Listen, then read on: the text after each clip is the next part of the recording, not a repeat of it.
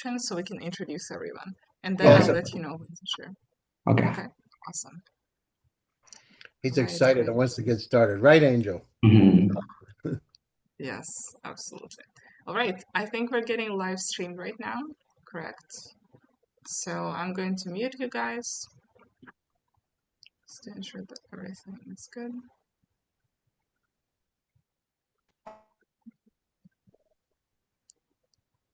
Yep, so if I haven't muted you, please mute. And I'm going to start the event, then pass the mic to Gary to introduce everyone, and then we're starting with the pitch competition. All right, and the link to the live stream, to the YouTube live stream, is in the webinar chat. So all the judges and startups, I know we have given Franz some extra banners for you. So if you have them, you can share, as well as share the link to the YouTube live. Okay. Give it a moment.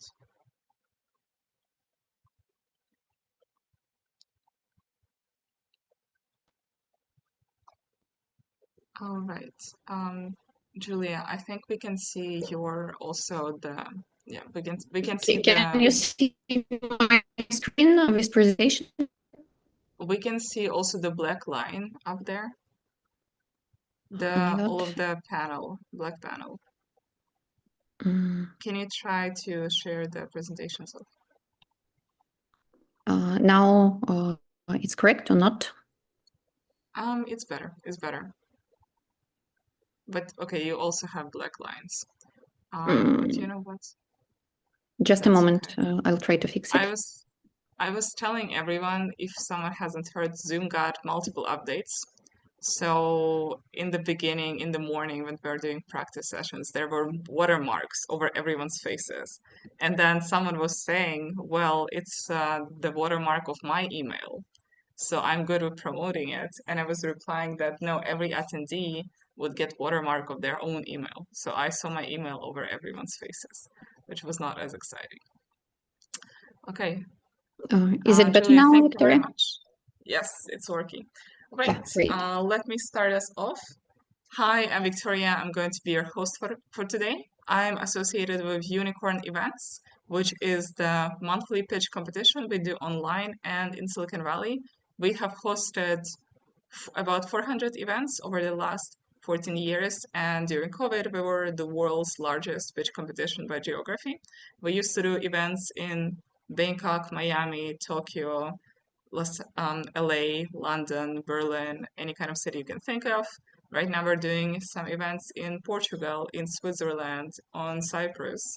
And with this, we're happy to host GSD Demo Day.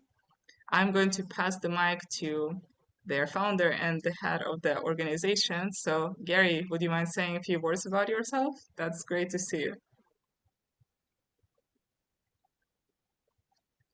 I feel like it's a family hour here. A lot of the folks, I mean, in all kinds of different ways, we know each other, and it's great to be here. But I want to thank all of you for joining today. It's really great. It's good seeing you, and we look forward to an incredible demo day. This is our 21st cohort where we have 180 companies that have come through GSD. As many of you know, GSD is my family office. We've got our PR firm, GSD Reach, and also our development company, all inside of the ecosystem. And we've had incredible success. And the success is because of each one of you for being here as judges and for all the startups and the quality of the startups that we've had. So it's really great to have you here. We're excited about it. We have 4 companies that are here today. Remember, we pick up to 7 in GSD at every time. We look for the best of the best. This time, the balance of them are from Silicon Valley, actually, which is the first time that that's happened. It's quite interesting, but today we're in 73 countries around the world. And anyhow, I appreciate it. And I want to say to the Unicorn Battle, the Startup Network, they've been incredible partners worldwide for us, and we really look forward to working with them.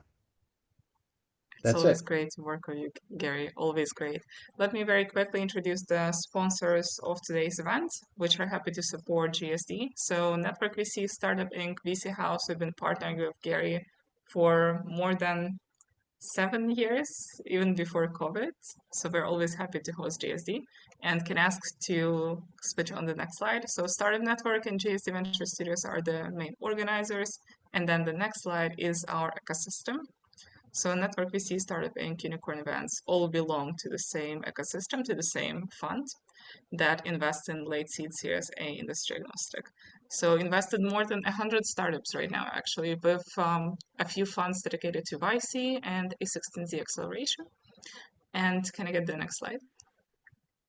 So Unicorn.Events, more than 400 events in more than 52 countries. Winners raised right now, it's something about 1 billion and I think 50 million or 100 million, because we are keeping new tracks.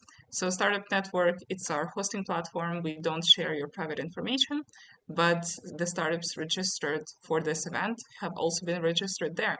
So 50K startups from 125 countries and 150K users. Can I ask for the next slide?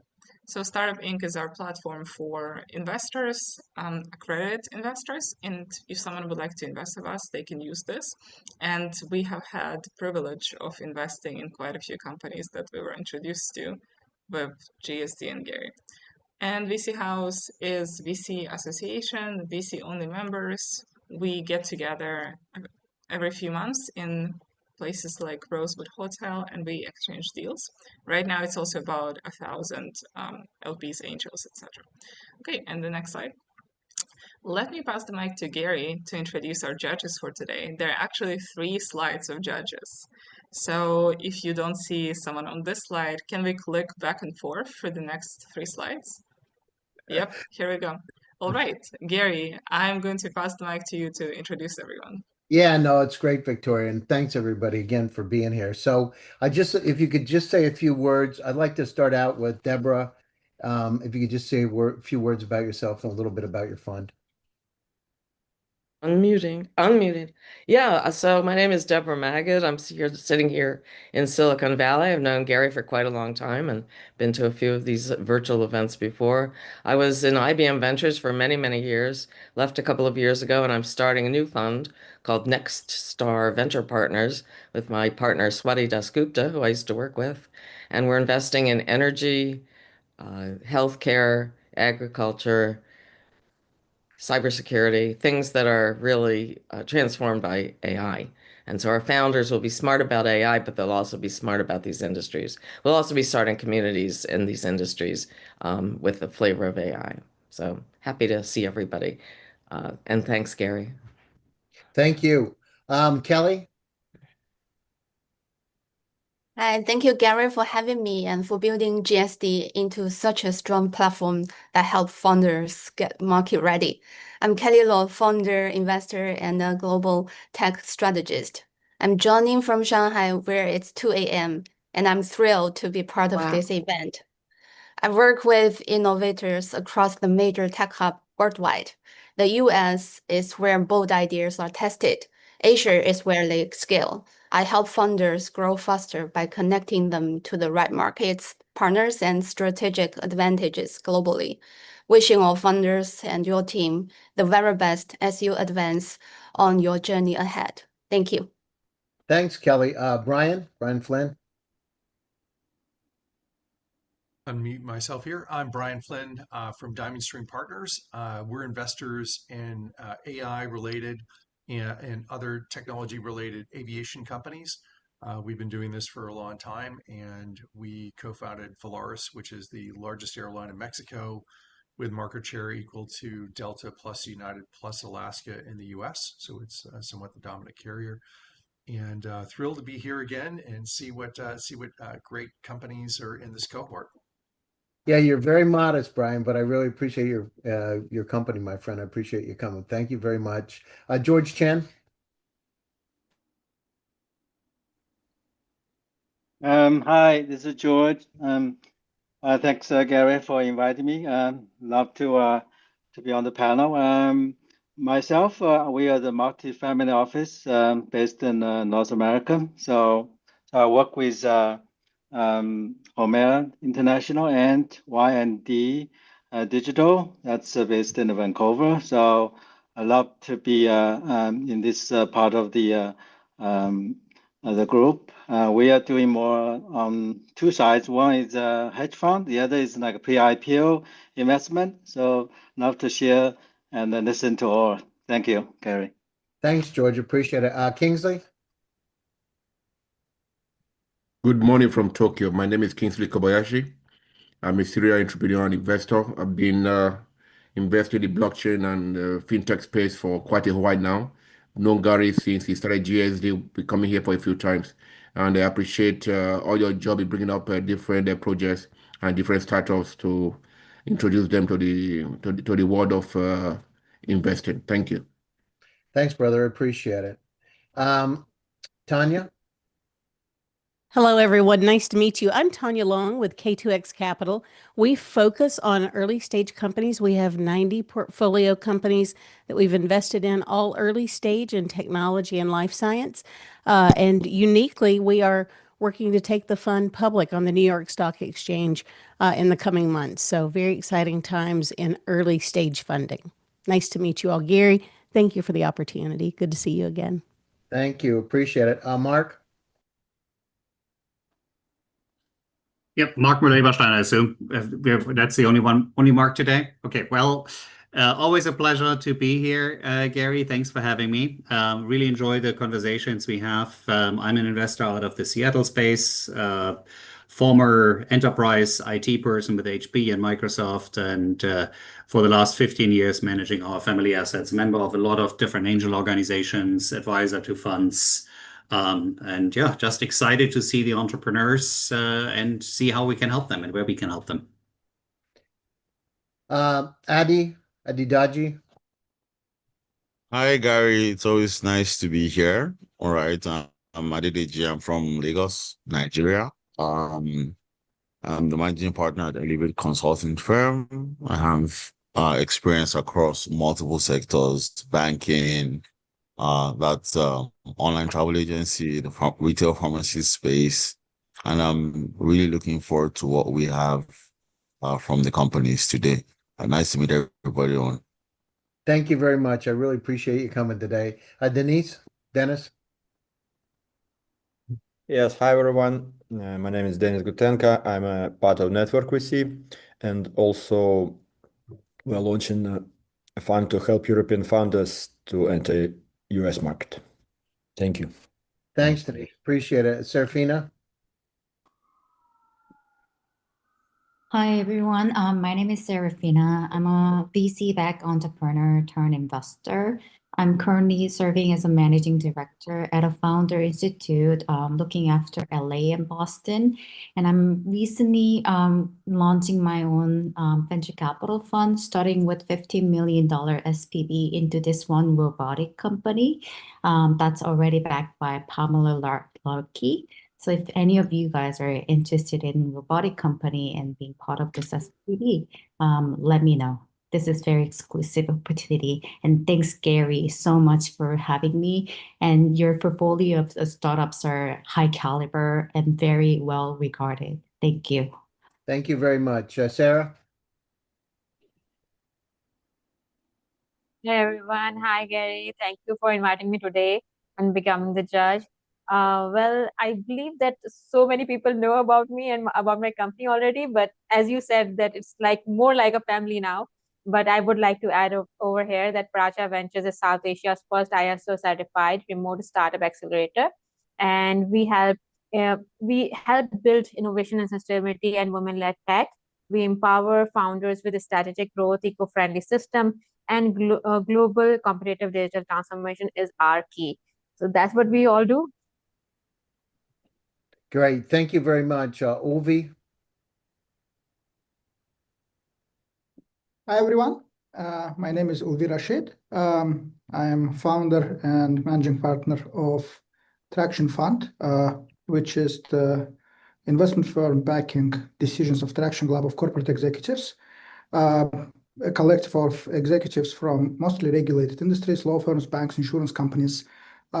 Pretty much we invest in companies sourced by their customers and liked by their customers. That's one fund. Mostly we invest in series, I'd say pre-A and post-A.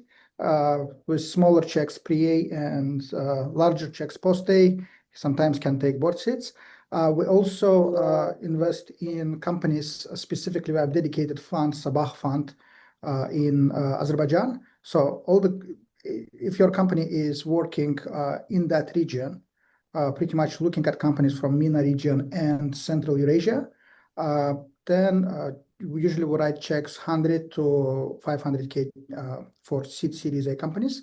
So also let me know, hit me up. So it's my, I think, first time on this demo day with Gary. I've heard so many great things from other colleagues about the quality of the startups. I'm very excited about it and would love to participate. Thank you, Gary, for the invite, and hello to all the judges, and good luck to participants. Thank you very much. Z? Hey guys, also first time here. I was an ex-founder in the crypto space for the past 10 years. Recently had an exit, so now I'm just looking into new opportunities and meanwhile doing some investments here and there. So love to part of the ecosystem and learn more from everyone. Thank you. Jason from Chicago. Thank you, Gary, for having me. Good to see everyone. Jason Jacobson. I run Propellant Ventures, which is a early seed stage fund that invests in B2B tech, primarily in the Midwest, but we are launching a new fund next year to focus on deep tech. So that we'll look at things such as next generation AI, quantum robotics, and things like that. So I'm excited to be here and hear the pitches. Excellent. Kate? Hi, everyone. I'm Kate, a principal at Van Valley Ventures. We are a pre-seed and seed stage fund based in San Francisco Bay Area. Typically invest in companies across different verticals that are using proprietary next generation technologies, primarily focused on a few kind of trends, including digital transformation and increasing adoption of AI, machine learning, automation, etc. Geographically focused on North America, and check size is between 100 and 500K. So really excited to be here. Thank you so much for the invitation, Gary, and looking forward to hearing the pitches. Thanks, Kate. Appreciate it. Abby? Abby Adisa, Managing Partner of Orion Capital Management. We focus on U.S. companies, immigrant founders, early stage, and we try and give them international coverage. Happy to be here. Thanks. Appreciate it. Maria?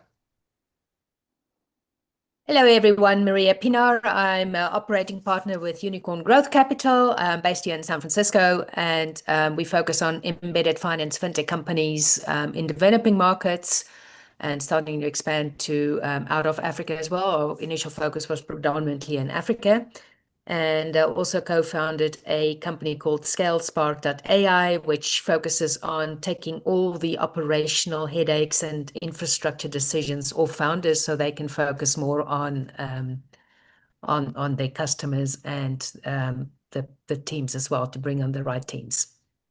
Thank you. Dimitar? Hi, everyone. My name is Dimitar Kotov. I'm a financial advisor here in Campbell, California. I'm doing angel investments. I represent the Bulgarian angel funds, which is about 90 accredited investors, and we create these special investment vehicles to invest in startup companies, typically early stage startups. Thank you. Thanks. Appreciate it. Yoon? Hi everyone, my name is Yoon Choi. I'm with Mirus Ventures. We focus on new mobility and also related verticals such as logistics, space, robotics, automations. Our check size is from $500,000 to 10 million, so we are kind of stage agnostic as well. Yeah, we're based in Silicon Valley and Korea, so we invest in both continents. Nice to meet you. Thank you. Karen? You're on mute.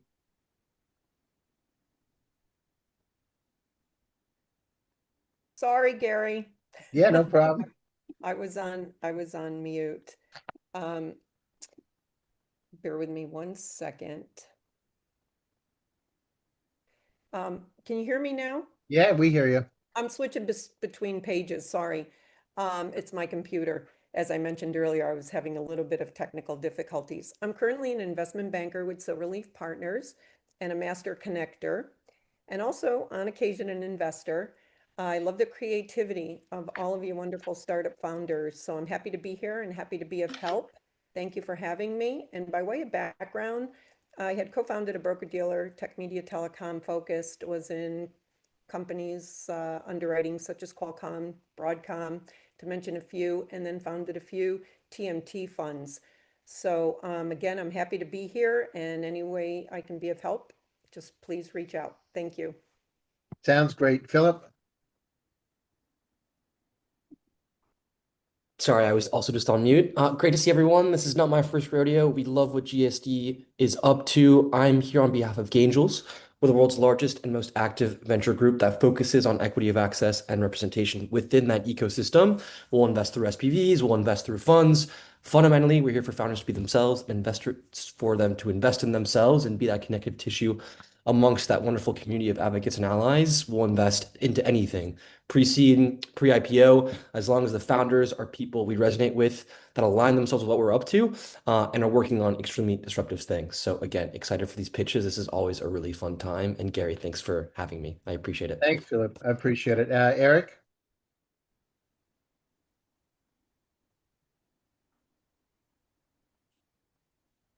Eric? Hi, Gary. Thank you for inviting me. I'm actually feel a lot of emotion being able to talk to 150 million people throughout the world. That's actually something. I'm Eric Pelletier. I'm a strategist. Been essentially all my life very focused on technology, private equity.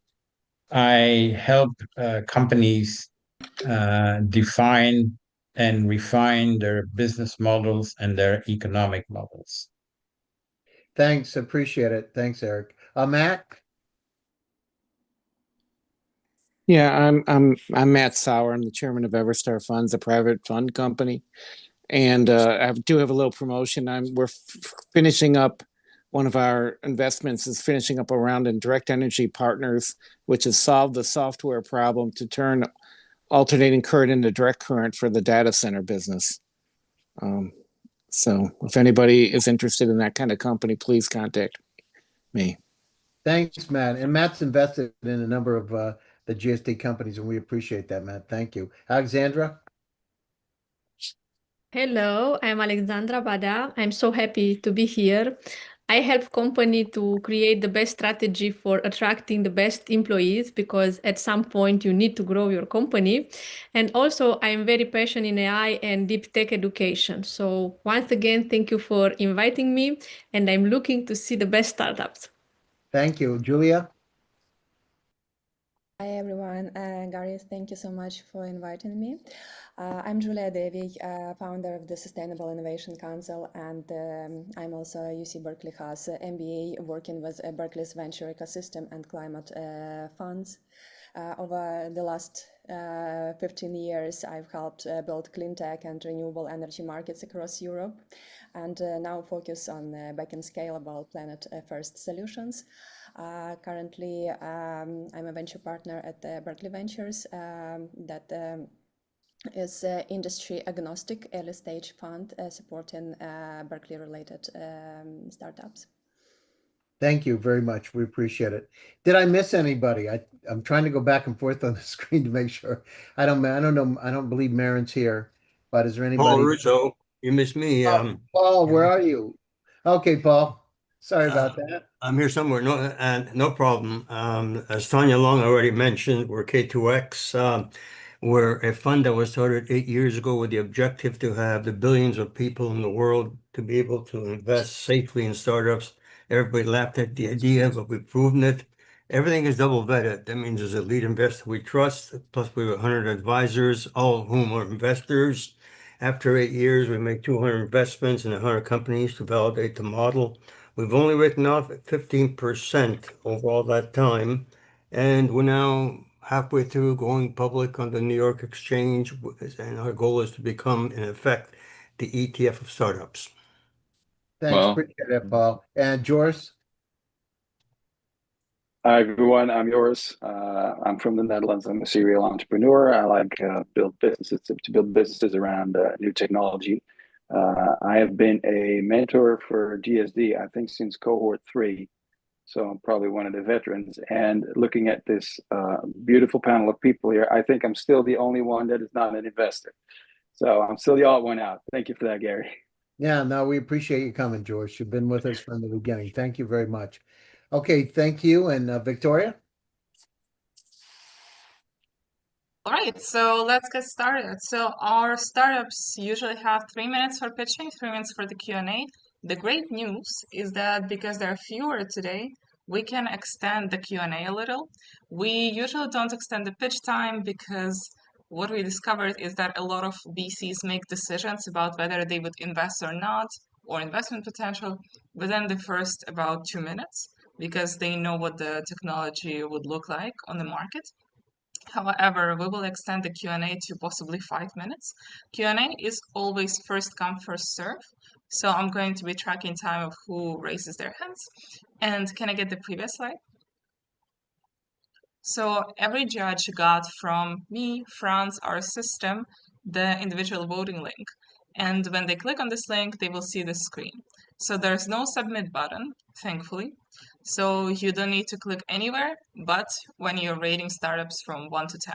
We advise our judges to rate startups either on the investment potential or on the potential to become a unicorn. This is why we have a diverse judging body. And one of our policies vision is that this event is for spotlighting the startups, for introducing them to different audiences, to different investors. So even if the startup doesn't win, they still get introductions, and we share their pitch decks after the event with all of our investors, and also on request provide for them the introductions to whoever they would like, as long as, for example, judges obviously would like to receive that introduction. All right, so with this, judges, if you cannot find the link, let me know and we will resend it. Also, you can see event manager, which is called host, in the participants panel. So you can text them, they're going to give you the link, or you can text Franz, and Franz will provide you with the link as well. So whoever you would prefer. And I'm going to click for our system to resend it right now. So here's our 4 startups. They're going to be pitching in this order. Also, if you'd like to see them and the list of judges, you can go to Unicorn.Events. And on the front page, there is a GSD Demo Day. So if you click there, later this event is also going to be in past events, so you can keep track of what the startups were, who the judges were. And with this, let me invite our first startup, Zippy Chain, and they're going to share their screen. So whenever you're ready.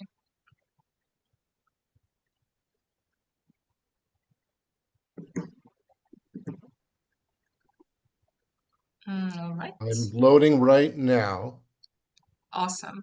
So Todd, we can see your screen together with all of the conversations that you're having. Oh, stop. Okay. Sorry about that. I trust take 2. Whenever we do our events, usually people can see my email address. And so quite a lot of people were trying to tell me, Victoria, we can see your email. And I was saying everyone knows my email either way during the private events. Okay.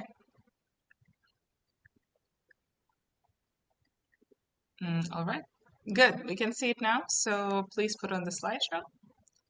It is And loading right now as we speak. Hopefully everybody I sees see. this Yeah, we clearly. do. All right. Yeah, So we do. you Yeah, have we do. you have 3 minutes, and I'm going to tell you when you have 30 seconds left, and you can time yourself as well. All right? So Fantastic. let's get started. Let's go. All righty. Hello, everybody. My name is Todd Blaschka. I'm the co-founder and CEO of Zippy Chain. I am thrilled to show you how we're helping the robotics industry achieve the ambitious performance and ROI that everybody's been promising. Billions are being invested into warehouse robotics today. Shipments are growing by more than 50% a year. The promise is flawless, ultra-efficient fulfillment. Yet here's the truth that nobody is talking about. Up to 73% of the current deployments are failing to hit their ROI. And the problem isn't the robots. Robots are failing because they're blind. Their instructions, the labeled data that they rely on, are incomplete, inconsistent, or just wrong. I'm sure you've had poor, experiences with Gen AI where your results are inaccurate. Think about this from a standpoint of a robot doing warehouse moving boxes and what happens if it has the wrong instructions. The result is it stalls, and by some estimates, a fail downtime can cost $1 to $2.5 million per hour. So the biggest opportunity isn't just the automation in building the next robot, it's fixing the instructions so the robot companies that they have already built can actually work. That's what Zippy does. Zippy started over 2.5 years ago. Myself and two PhDs that are with decades of experience in systems and data management. We got together and looked at an opportunity to build a high-performance, decentralized engine that was focused on scale, security, and transaction processing. That's our background, fast and scalable. Myself, in the data management space, I have been part of three exits. One, in fact, that was bought by IBM. When we look at where Zippy is, where the gap where we help is in being able to provide the annotation network, AI expert labeling, and compliance so that the data that is provided is actually accurate. And I'm going to go into a little bit more detail right now. And how we came to robotics really is an interesting story, and that's through our network. Our CTO, Matt, a former Googler who spent years building large-scale systems, was catching up a friend, the CEO of a data labeling and AI services company. The CEO shared that their manual process of tagging data for customers in robotics, they just could not keep up with the demand. Matt explained that our model and the engine that we've built can really be applied very nicely to labeling the data. And so over the last 7 months, we've been working with this global data AI company to build an AI-driven tagging application on top of this high-performance engine that we've spent the last 2.5 years developing. So the engine that can scale, and then the AI on top that can be able to build it and create a flywheel, as you can see here in the diagram. The model has been getting tested over the last 6 months on their data, so it's continuing to build its intelligence. And as the model is designed, it will continuously learn and then also be able to have human intervention to validate, because we're not at a stage, and the world is really not at a stage where AI can survive 30 seconds left. without to go. So where we are, the prototype is built. We bootstrapped it to date.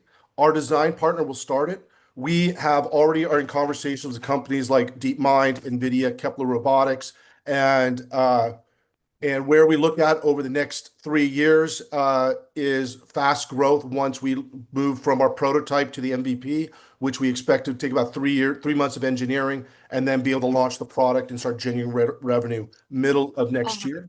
Where All we right, are. that's it. That's time. But please leave on whatever slide you would like. And I'm pretty sure that our judges will actually ask the questions of things that you haven't mentioned yet. So Fantastic. Kelly. Yep, Kelly. Thank you, Victoria. Hi, Todd. That's very interesting project. So my question is, what is the specific data source you're indexing and tagging?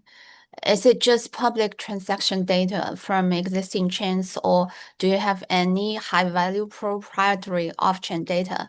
And what is the size and composition of your current AI training data set that give you a competitive advantage? So the training data set we have been working with has both been some public data sets, but also more specifically with a global data and AI partner that has been doing robotics for many years. And we have been building our engine off of their data that they have collected. And it is a variety of different data types. It's not just unstructured data, it also is visual. So there's different types of data that we are capturing, and we have been working with them to train it on. And as part of our go-to-market, our initial plans are with our partnership with them is to take it into commercial area where we can start going deeper into their expertise in the robotics to continue to provide the expertise into the model that we're training. Okay, thank you. All the best. Thank you.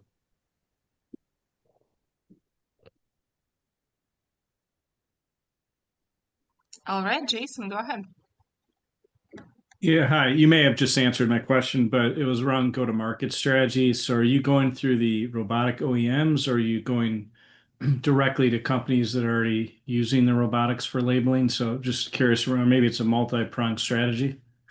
I think it will end up being a multi-pronged strategy. Where we're starting is based on our relationship, and having a relationship with this services company can be a great way because it gives us access to their customers, which include, Amazon and others already. So this may be one initial channel for us to gain traction because we're helping them save a significant amount of costs and time reduction by moving from a manual process where they're having to have people do all the labeling manually and verify, to where we can automate this using AI running on our engine. So this is where we're looking at as a first step. But as you can see with some of the other companies, we're having some initial conversations directly. So we may also go directly, but we really want to be able to build a solid engine and have the differentiation on the accuracy and the decentralized network operational before we take it to end user customers. But we see that as part of more of the longer term vision. But I also see, as I'm looking at,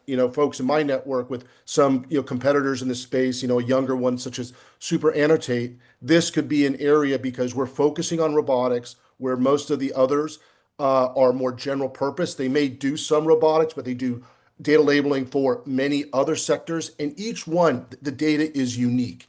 And so in that case, we can see this as a potential partnership with some of these other companies as well, as we launch and go to market. Great, thank you.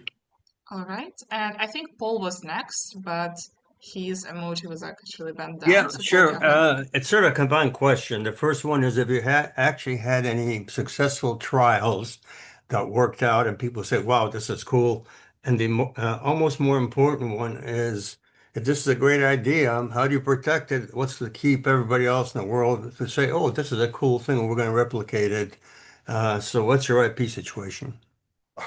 Two really good questions. So first, we are in prototype with our partner. This is where the initial results based on a subset of the data has been very positive in terms of time saved, and we're continuing to work on to improve the accuracy as we learn the model. Since we have bootstrapped this, our team, where we need seed capital is to invest in engineering so we can get this to market even quicker. IP is always something we think about as where are some defensible areas. There's a few things that we see as strong points. One is in the models and how we are developing them. Secondly is also in our decentralized network model, and the engine that we have been building over the last couple of years. That engine has been tested, but one of the interesting things is when we started the program here with GSD, we thought that we were going to be more of a horizontal data processing engine, and over the time and the meetings with the mentors really challenged us to think more narrow and more focused. So we looked at where our strengths were, and that's where we focused on the relationship we already had with the AI services company that is doing robotics data. So we need to continue to go deeper. Matt, our CTO, is with me, and he can help answer more detailed questions on some of the IP, because that's really where I rely on him and our chief product officer to identify the other areas for protection for the business. All right, I'm just going to say that we have limited time, so we can go through the last questions, Dimitar, Deborah, and then Ulvi in this order, but this will be timed. Okay, so Dimitar, go ahead. Okay. Hi. I have a quick question. On your website, it says that you're using secure blockchain ecosystem. Is it your technology based on blockchain, or you didn't Yes, it mention is. in your presentation?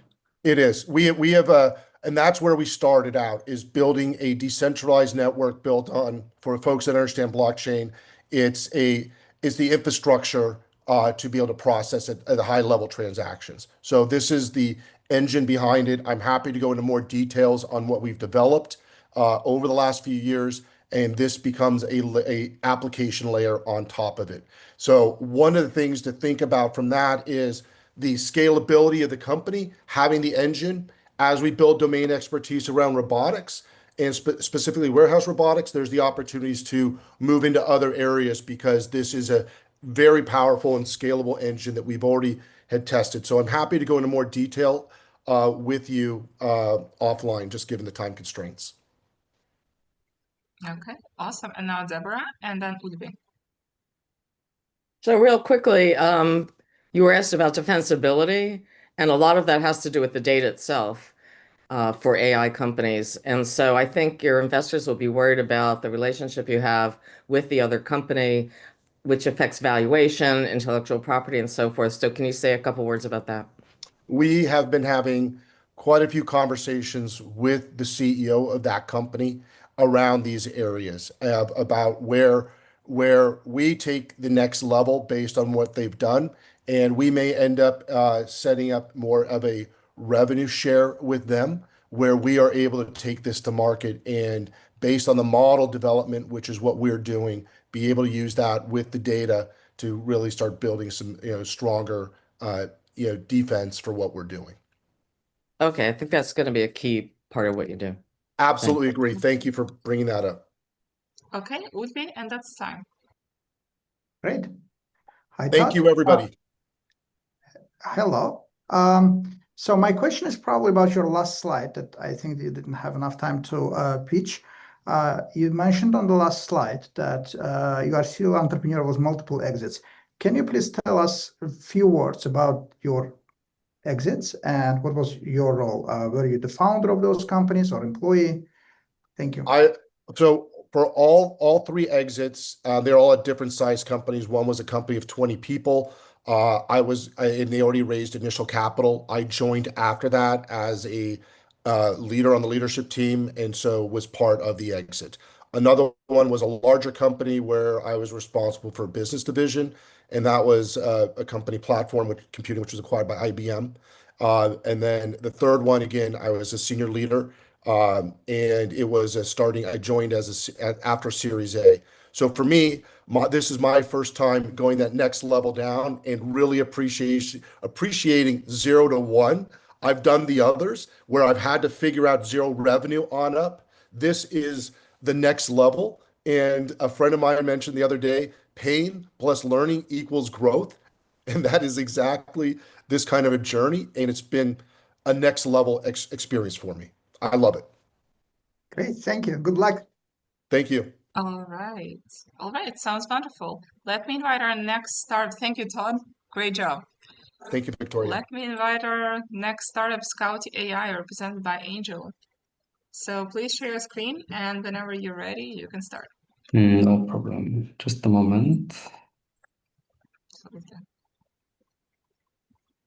Okay.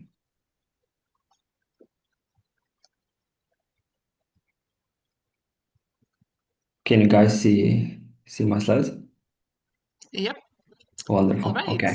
And you have 3 minutes. You can time yourself as well. I'm going to tell you when you have 30 seconds left. Okay? Okay, Let's go. wonderful. So, hello everyone. My name is Angel, and I'm the founder of Scout AI. Industrial sourcing is stuck in the past. It's slow, it's risky, and it's extremely expensive. Companies very often need to spend 3 to 6 months just to get a single qualified quote. They're drawn into spreadsheets, chats, and emails. Scout AI changes that. We are building the AI-powered sourcing backbone that does what used to take entire procurement teams, but deliver results in days, not in months.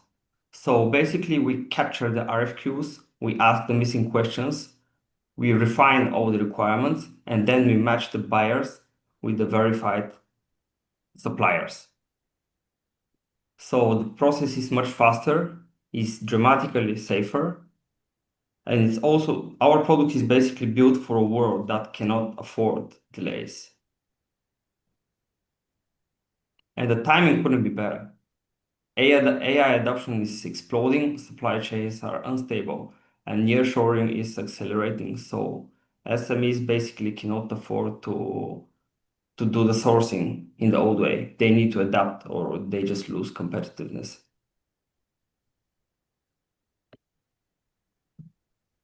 We have 12 pilots, a growing network of suppliers across Asia, and also momentum through trade associations and industry partners.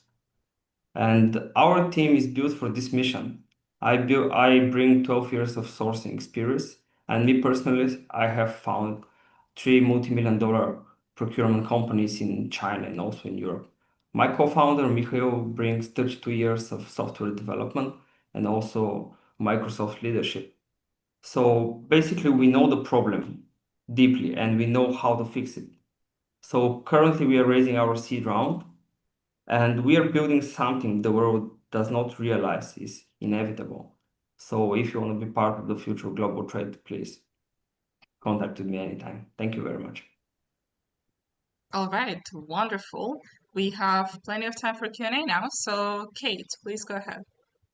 Hi, thank you for the presentation. Quick question. I think I saw it on your other slide somewhere that you're primarily focused on food and cosmetics first. Can you explain Yes. why those?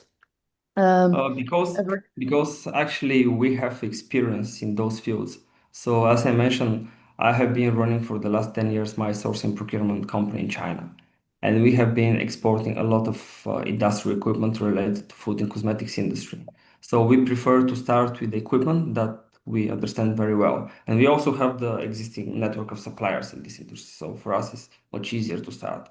And who is the buyer inside the SME manufacturers? You mean who will be our clients, right? Of our Like software. you sell to SMEs, yeah, manufacturers, but who buys it within those small and mid-sized manufacturers? You mean which is the position from those factors? Yeah, like is it CEO, operation manager, who's it? Yes, actually, it depends from the size of the company. If we are talking about mainly small factories, usually the CEO takes the decisions. But of course, the bigger is the factory, the more complicated is their corporate structure. So very often they involve multiple stakeholders like a CFO, CEO, the head of operations, the procurement directors, etc. Got it. Okay, thank you. Welcome. All right, Deborah, please go ahead. Thanks.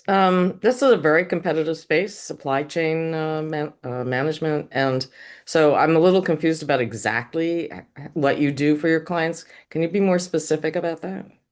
No problem. So basically, nowadays, most of the companies who are doing something in the space, they're databases. So they possess very rich database of suppliers and they do the matching. For us, we emphasize on the communication. So our main idea is to replace the manual communication between the buyers and the sellers.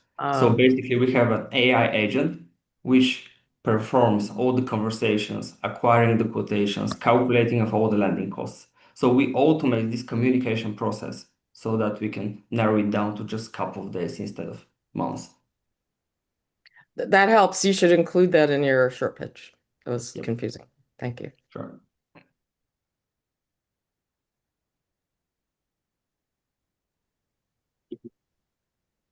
Apologies, I was muted. Kelly, go ahead. Thank you, Victoria. Hi, Angel. So Thank what you. specific criteria do you use to qualify and continuously monitor all those manufacturers?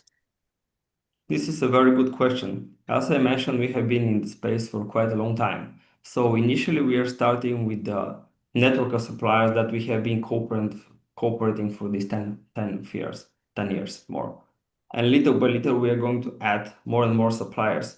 But for us, the most important thing is to guarantee the quality of the suppliers. And initially, we work only with companies that we have been already making some deals so that we can guarantee that there won't be any problems. And little by little, we are going to onboard more and more suppliers. Yeah. All right, and Good Sarah. luck. Sarah. Hi, Angel. It's nice to see you again. My to see you. question is, what's your acquisition strategy for the first 100 paying companies? Can you please repeat the question because I didn't hear you? Yeah. What's your acquisition strategy for the first 100 paying companies? Okay, so basically, initially, all the sales are founder-led. So I'm the person in charge of those customers initially. The good part is that we have already the existing database of clients. So for us, securing clients, paying customers is actually not a big problem. But initially, I'm going to be in charge of it. And once we make sure that everything runs smoothly, then we are going to pass through probably through partners or resellers of our SaaS solution. All right, Kingsley. How often is the supplier's information verified or updated? How often? What? Is the supplier information verified or updated? How often? So Yes. basically, the main idea is to keep up-to-date information about every single supplier, every single deal. So basically, the model will know in every single model, in every single second, how many deals we have done with certain suppliers and what can we expect from those suppliers. If, for example, we don't reach successful deals with number of suppliers based on certain situations, the AI model will know that it will be able to switch intelligently to suppliers that are the best match. So we are going to update the supplier information on the daily basis. Okay. All right, Udvi. Hello.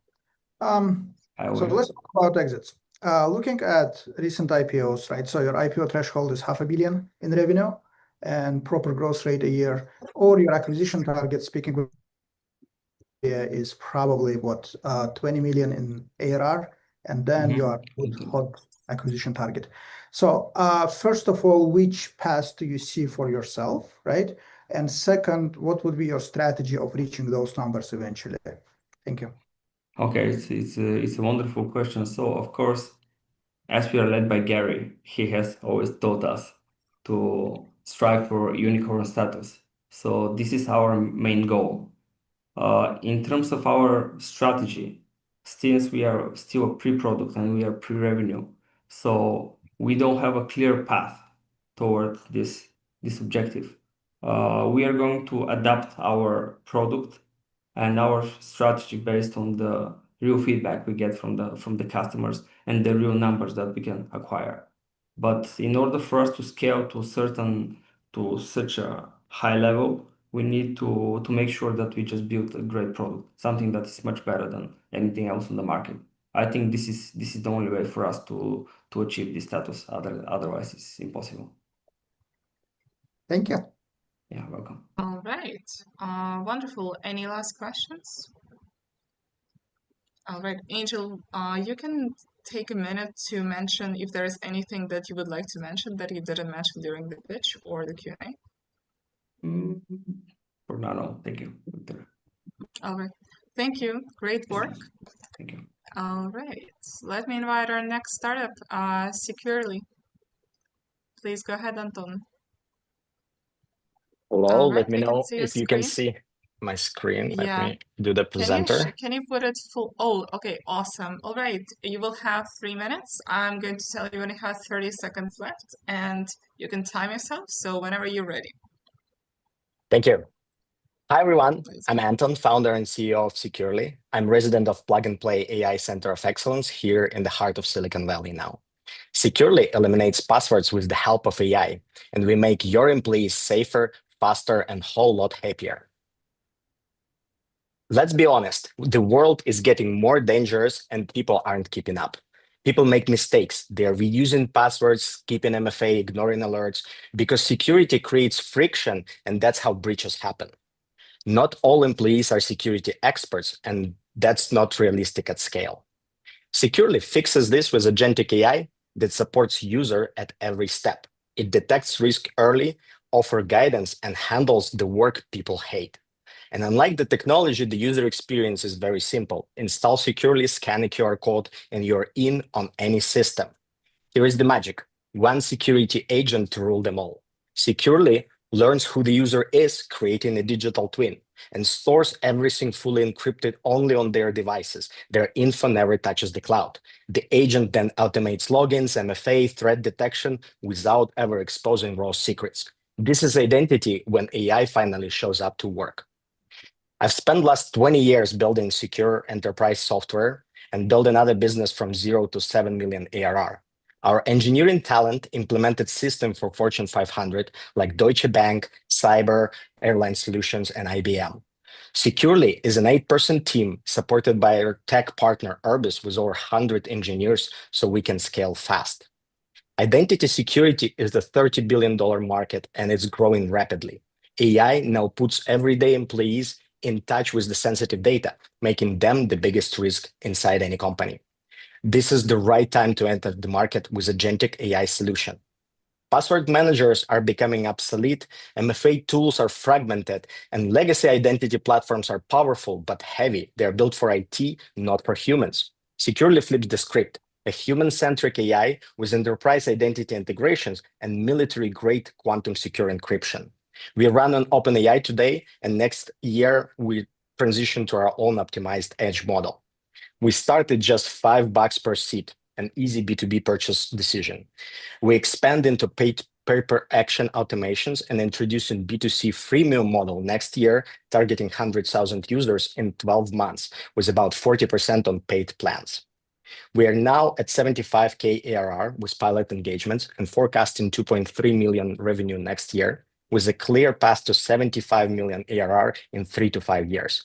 Securely is incredibly sticky because identity tools are becoming the part of the daily workflow.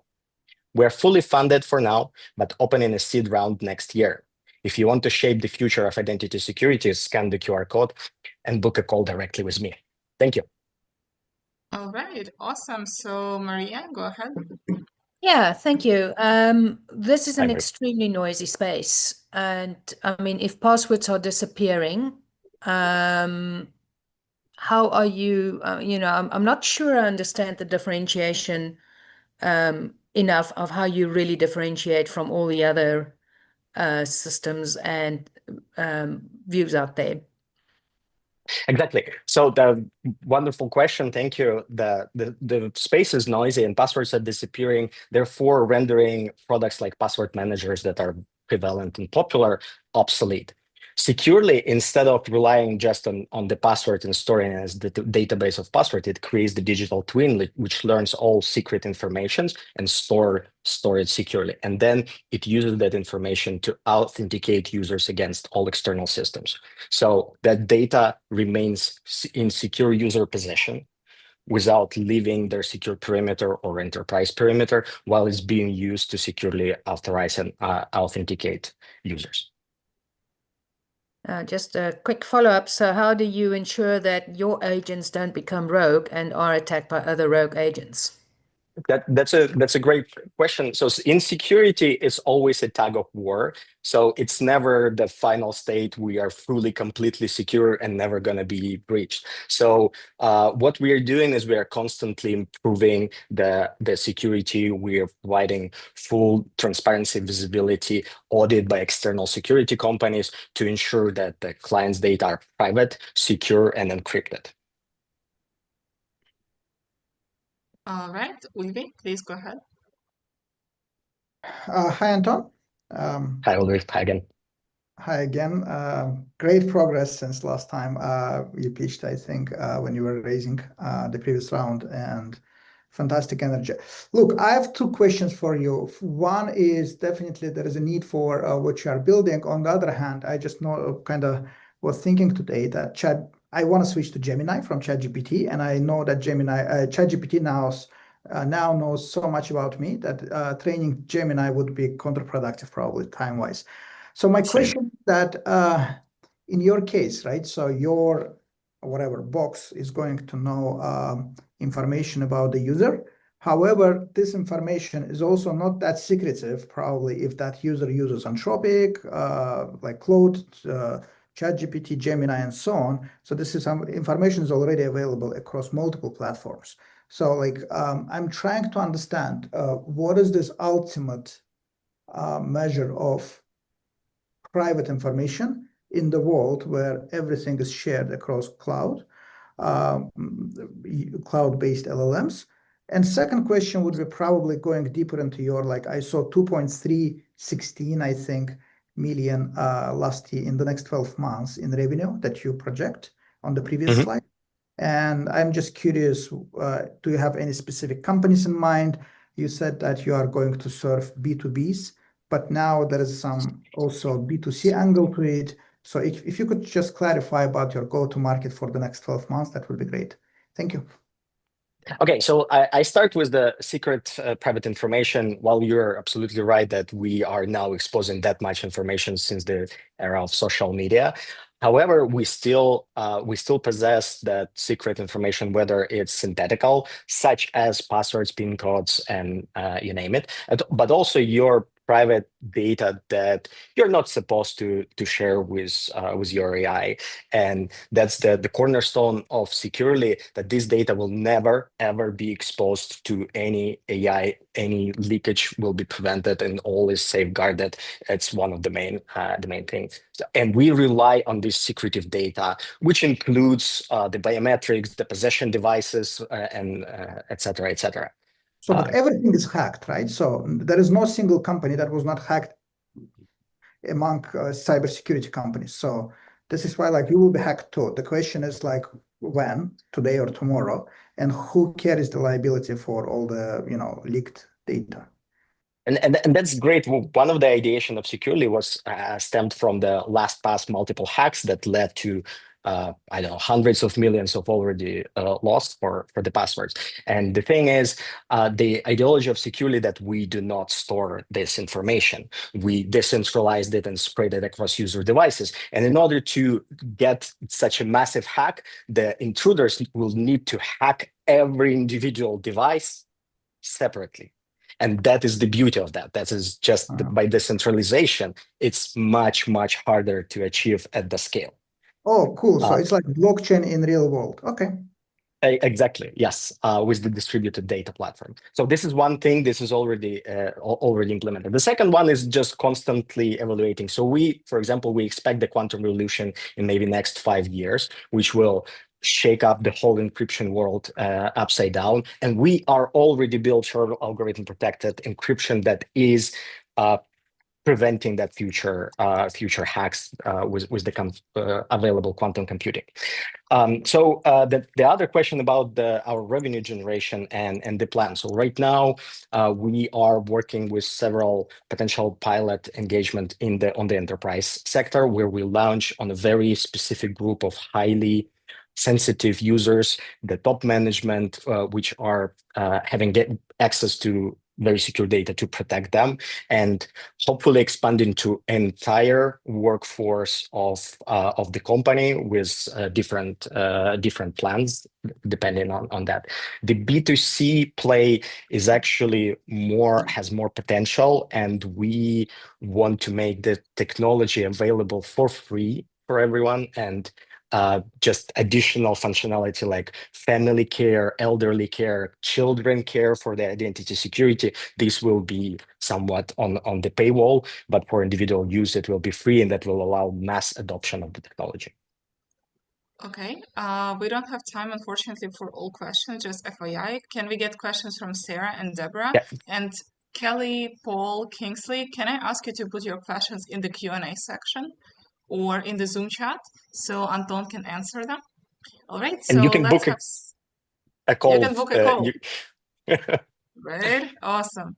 All right, and I'm going to share all pitch decks of the judges after the event. So Sarah, go ahead. Yeah. Hi, Anton. It's great to see you again. I just wanted to make it a bit short right now because I have a lot more questions, but I wanted to ask only one. So what's your cost of per customer acquisition? So we evaluate that cost of customer acquisition at scale for the SME will be around $1,200 to $2,000, and it is pretty high in terms of the scale. However, the lifetime value, long-term value will be significantly higher than that. So. All right, so Deborah, and I'm going to ask Paul and Kingsley to put their questions in the chat or the Q&A. All right, so Deborah.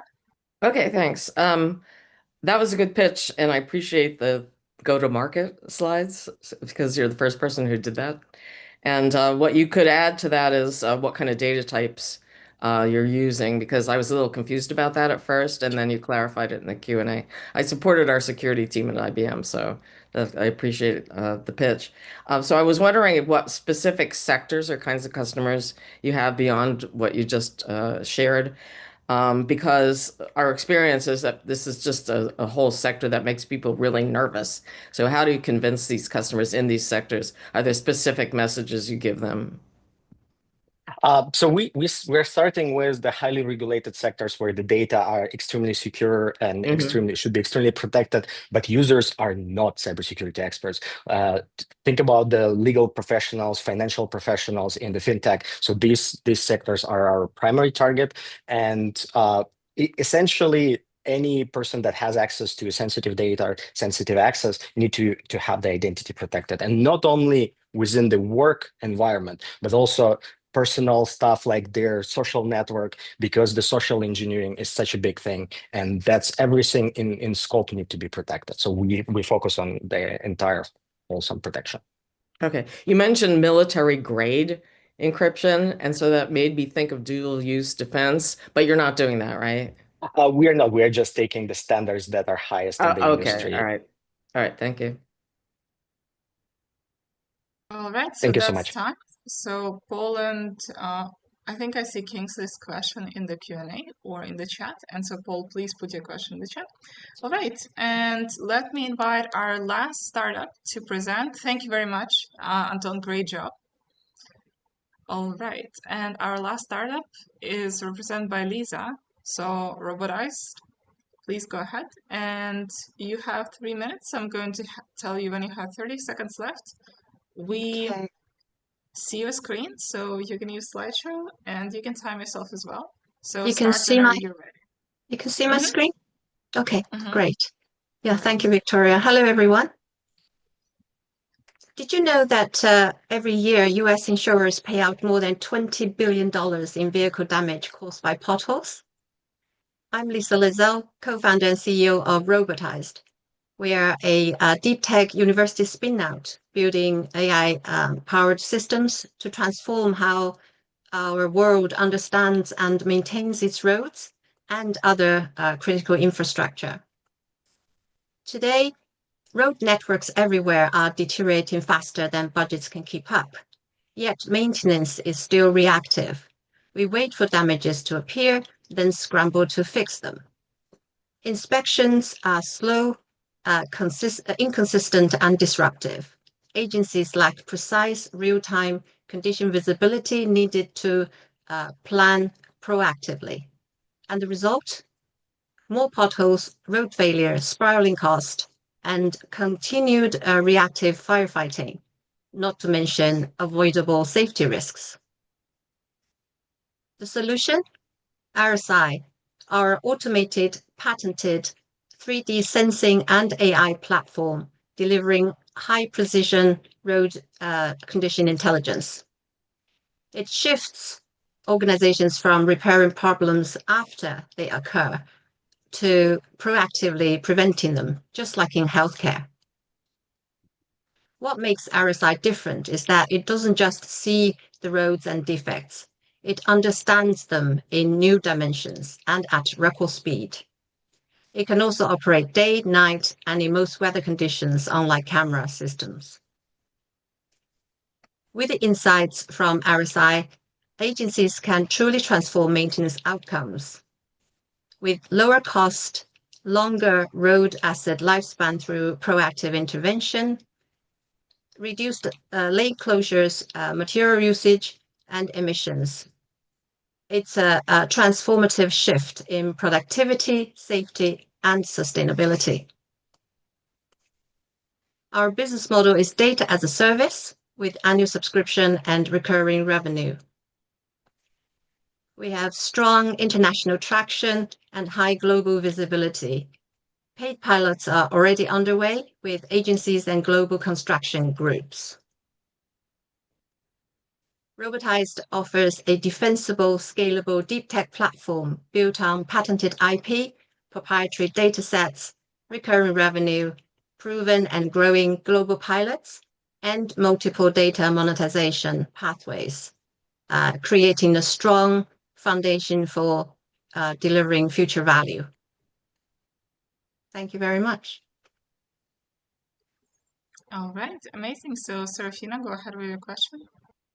Hi, Lisa. Thank you for your presentation. As a finance person, I would love to see more numbers. In terms of you mentioned about cost reduction, significant cost reduction. So how significant cost reduction would be and how significant the productivity would be?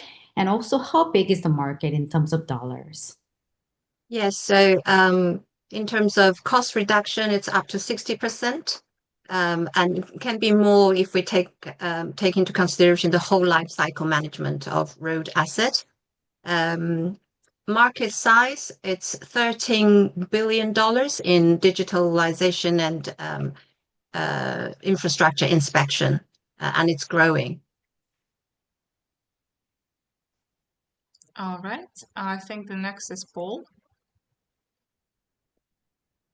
Yes, thank you very much. Actually, one of our portfolio companies from Toronto area called Iris does something along these lines where they put cameras on, mail vehicles and trash pickup vehicles and collect all this data and analyze it. And they're all already global. So can you talk about your competition? I mean, you have a different approach, but there are other players that are trying to address this. So I'd like to understand more who you view as your competitors. Yes, yeah. So you're right. Yes, there are already other alternatives on the market, primarily camera system based. Cameras are fundamentally limited in terms of their capabilities. They're 2D, so they have X, Y, they don't have the Z dimension. And they are very easily affected by external factors like lighting conditions, too much light, shadows, they can't work in the dark. They can't work in foggy situations, etc. They can't take direct geometric measurements with the camera system. So that's how we fundamentally differentiate from those type of competition. Well, if there's going to be a repair, do you really need to know the local measurements, or just need to know where it is and send a crew to fix it? Yes. We geotag each individual defect. So we scan the road, or and almost instantly in real time, anywhere in the world on the screen, you will see the mapping of all the defects on the stretch of roads. The AI would automatically identify, classify, and rank in the severity of those defects. Because we're talking about accuracy level, millimeter level accuracy level, and camera just cannot do at all. Thank you. Yeah, good. Thank you. All right, Jason. Yeah, hi, thank you. So I live in the Chicago area. We have 2 seasons, winter and road construction season. It's nonstop. And so I think part of that is there's union jobs. They want to keep people employed. So how do you tackle that in certain cities where they want this road construction work nonstop? I realize this can make things more efficient and reduce costs, but I don't know if this Chicago would be open to this because all they care about is road construction for job creation. So I'm just wondering how you tackle that. Yeah, so this would actually help anticipatory planning. So because we know, what the roads is going to be like in the future using a predictive model. So you can actually help operators to apply for their budget and plan the labor requirement in the coming years. I can't disclose too much here because it's live stream. We're actually we are very close to a pilot in the Chicago area. Okay, so you're not taking away the work, you're just improving and helping for planning, right? That makes sense. It's a tool to make people work more efficiently. Yeah, well, that's good. You're saving a lot of taxpayer money, hopefully. Yeah. Yeah. Okay, thank you. Thank you. All right, Kate. Yeah, kind of to expand on the previous question, like what is your deployment model? Like who installs the sensors, who maintains them, and what operational cost does it impose on cities? Yeah, so our primary customers are municipalities, so agencies and their operating partners. So we don't sell the sensor, so the sensor is loaned to the customer. They can install it on any suitable vehicle, and off they go. They don't have to do anything else. They just need to. They're given a username, password. They just need to log on, and almost instantly they can see the full kind of road condition intelligence on their screen. Okay. So And we designed it to be really easy to use because we don't want technology to become a barrier, to adopt. So they really don't need to learn anything, just log on, and as long as they can use a user interface. and cost-wise, what is the operational cost approximately for the city or municipality? We have a minimum charging model. Do I have to tell you here online? Yeah, about $100,000 a year. Okay, got it. Thank you. Minimum. Yeah. All right, and Dimitar, please go ahead. Help me understand your business model. You build a vehicle that goes and No. It's just a small, yeah. It's a very small sensor that can be installed on top of any suitable vehicle on a standard roof rack. And so the operators, they all have all kinds of vans going around the road anyway. And I walked with one of the human inspector recently, and I was shocked. You miss this like 99% of the defect on the road because it's not humanly possible to take a picture of every single one of them. And he has a van that's has highway maintenance painted all over. So I asked him, what do you keep in the van? Do you keep tools? Do you do something with it? And he said, no, just my rulers, because he need to take measurement manually, occasionally. And I said, well, what if you just put one of those sensors on top of your van? Then he can walk 5 miles a day in a good day. With our sensor, you can travel 60 miles an hour. And without missing anything on the road. And, the data is so accurate and it's instant. You don't have to go back to your station and upload the data. There's no post-processing. Everything is just in near real time, obviously, provided you have good 4G, 5G cover. Because on your website, you have a nice looking vehicle, which yes, that's our second stage. Sensors. Okay. Yeah, so the ultimate vision is a fully autonomous robot vehicle that can patrol the roads day and night, picking up defects driverlessly and stop and seal the cracks in situ so they don't evolve into potholes in the first place. We've already built a prototype, and that prototype has been trialed on UK public roads, and it was successful. However, it's a prototype, so we have some time to go to, so we are focusing on the eye of the vehicle, which is an independent module. And we know there's a huge gap on the market for data because everybody was, because there are a lot of big data out there about road conditions, but big data does not equal to good data. And with the AI, it doesn't matter how good your algorithm is. If the data is rubbish, then it's garbage in, garbage out. So we focus on, produce our proprietary data. Thank you. Okay. Thank you for clarification. Thanks. And now questions from Alexandra and Sarah, and this is time. So let's do this. Alexandra? Thank you. First of all, congrats. I think the idea and the presentation, it's really, really amazing. I had the same question like Kate, but I have also the second one. If you can share with us more details about your team, please. Oh, yeah. Okay. So the 3 co-founders, myself, who come from a tech background for, more than 25 years. I had one exit in the past in cloud computing, and that company got floated on NASDAQ.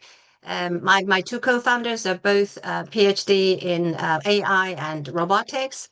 We work together in the university, and we span out from University of Liverpool about 5 years ago. And yeah, so that's the core team, and we have about 12 engineers, all PhDs, and we have a very active advisory team with good connections in highway, government, certification, and scaling up deep tech.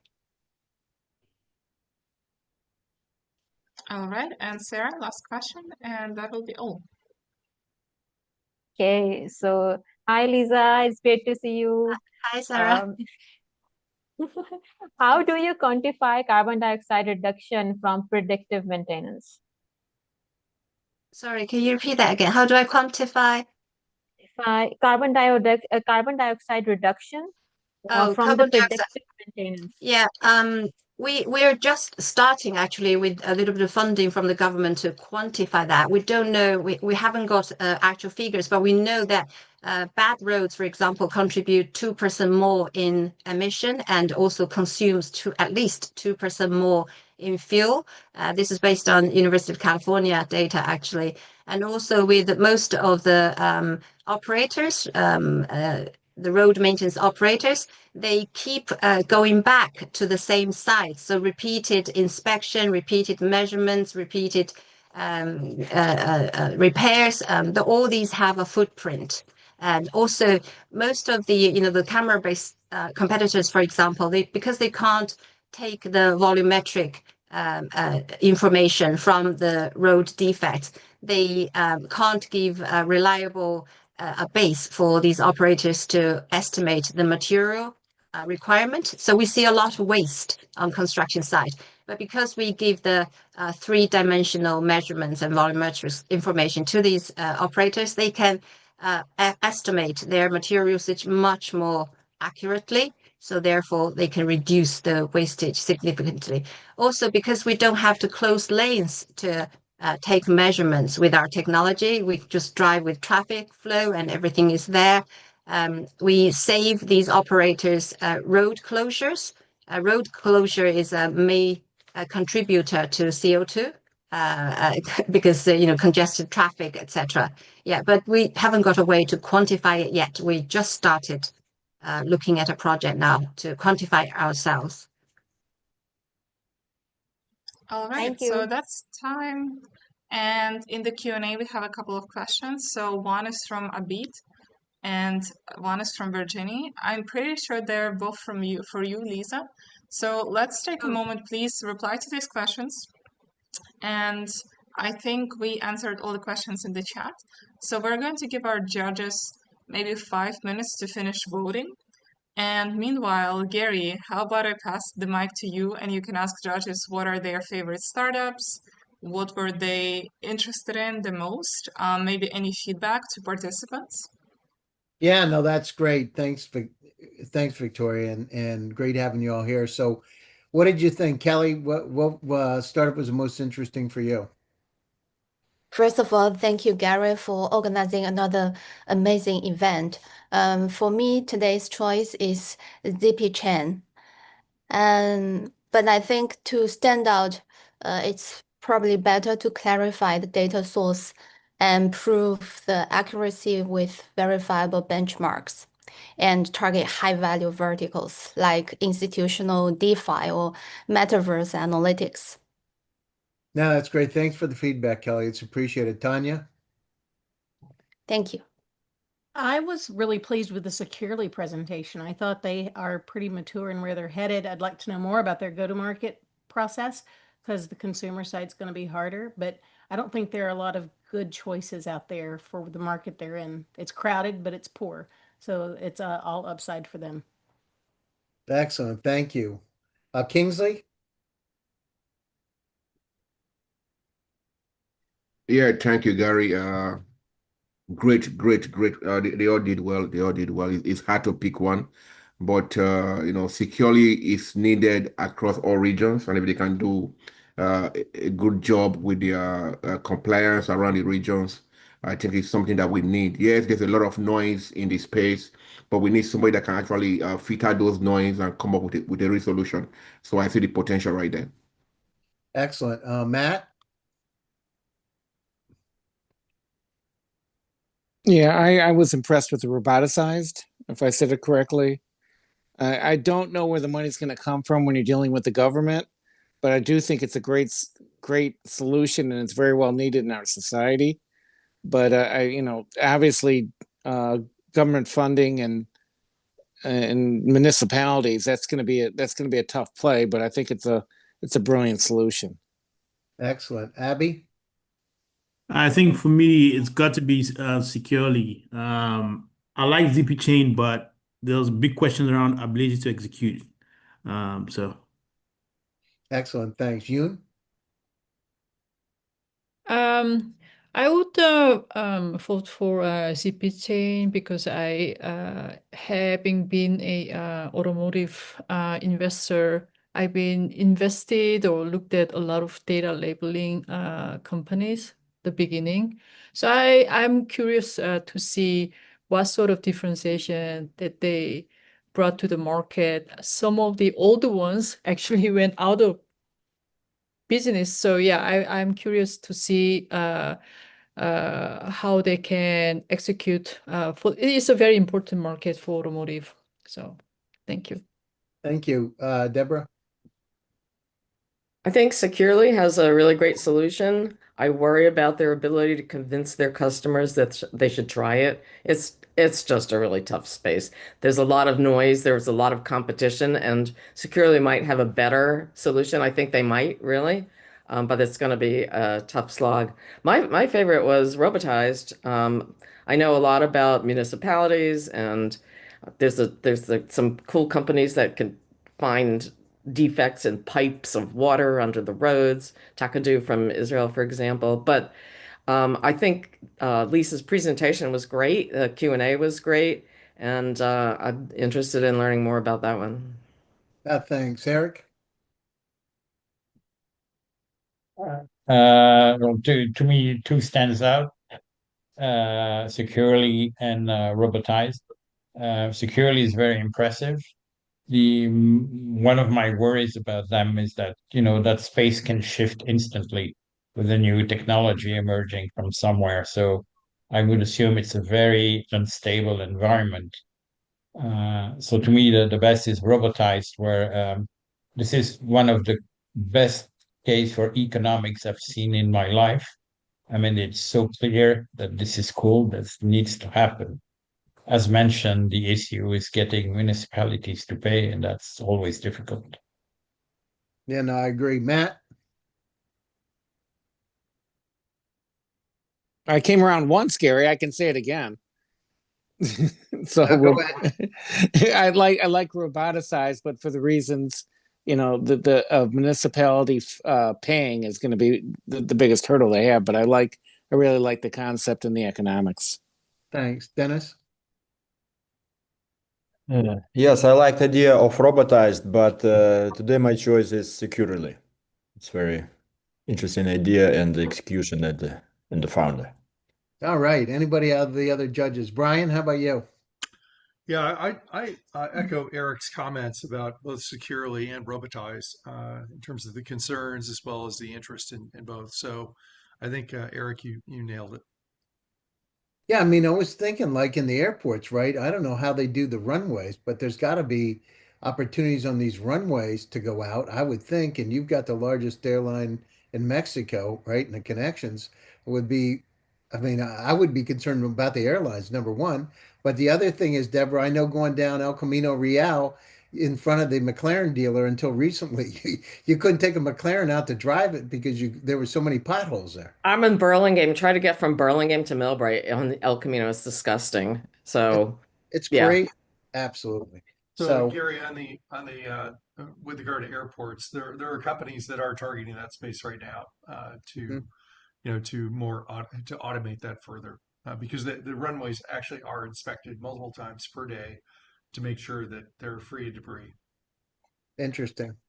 I've got a couple of comments. Yeah, go ahead, Paul. Yeah, Gary. So I understand the road repair business because we have a portfolio company, like I mentioned in Toronto, that is already scaling up on that one. and maybe those two should get together. But my number one choice is, robotized.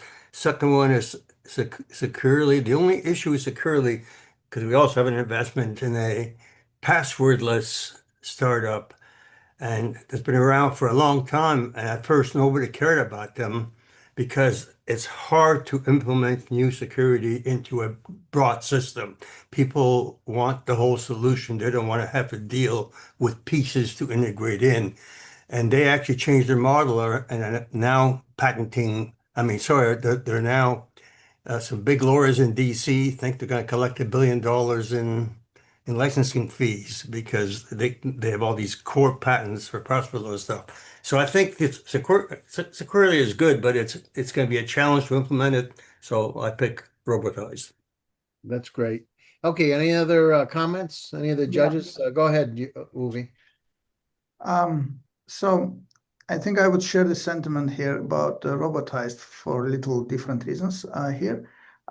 What I liked about security, right, is the way they pitch the urgency, right? So right now, everything changes. That's why you need us.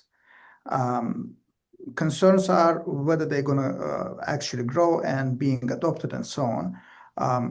Great news is that they don't need money, right? As of now, they closed the round. And I think what's missing right now is actually proper go-to-market business development strategy. Can you make it, can you grow 2, 3, 4x a year consistently, right? Which comes with you being across multiple enterprises and so on. I see the exit opportunities. If you figure out really the great product for enterprises, exit would be probably the easiest for you, given that you will be like hot acquisition target for many companies.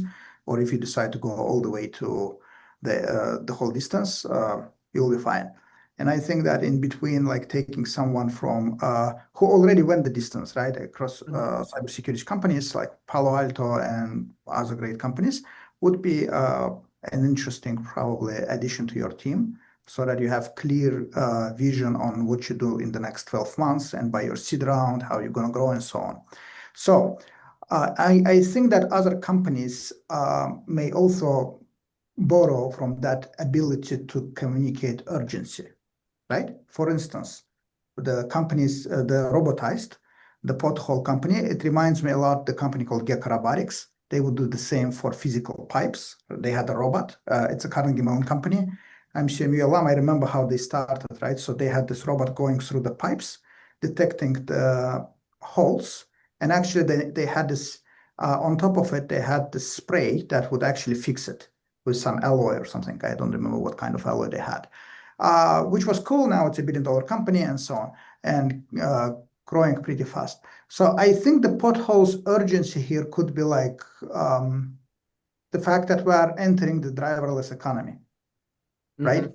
Yeah. If you want to your cars to last longer, Google or Jaguar, please, you can invest and become customer, right? Because we will fix it for you. Because now 10% of all the rides in San Francisco are handled rideshare rides, right, by Waymo, for instance. That can be one angle showing the new economy, new challenges, and this is what's needed. Probably good target are insurance companies, your car makers, and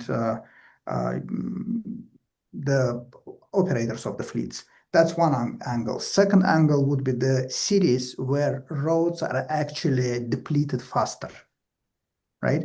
Because and the roads, usually those are your third world countries. Because on the one hand, they have actively growing population. Mostly it's urbanized population because there is no jobs in suburbs. Everyone, like you have half of the country living in the capital.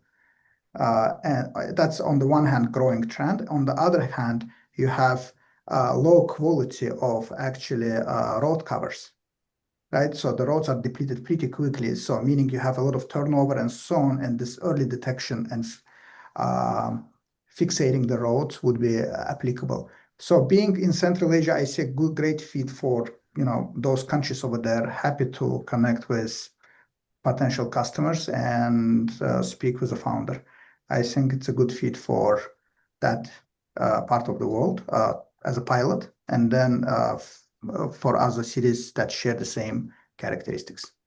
Thank you. That's great. Sarah?